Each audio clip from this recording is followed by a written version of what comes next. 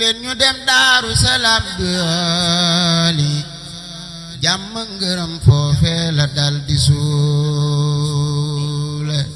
asalaamaaleykum wa rahmatullahi wa barakaatuhu. ana soxna Moom Mbàkke bint soxna Faati Mbàkke bint Sëriñ Moodu Maamun Mbàkke ibn Sëriñ Abdu Ja Mbàkke di yoon.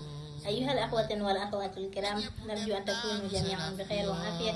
يسير عائلة الشيخ عبد القادر مكي جديولي وتحت قيادة الشيخ محمد منتخب مكي خليفة العام للتاريخ المولودية والشيخ حبيب الله مكي خليفة العام للعائلة أن تعلن عن إقامة الاحتفال السنوية لإحفاد الشيخ عبد القادر مكي جديولي، وذلك يوم الاثنين 29 ديسمبر 2025 تحضيرا واستعدادا ليوم الذكرى المباركة.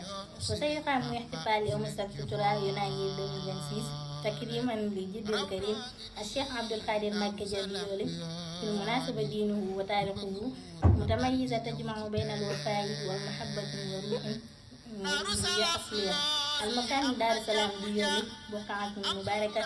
التاريخ الاثنين 29 ديسمبر 2025 والسبت يناير 2026. حضوركم شيخنا ويسعدنا ومرحبا بكم.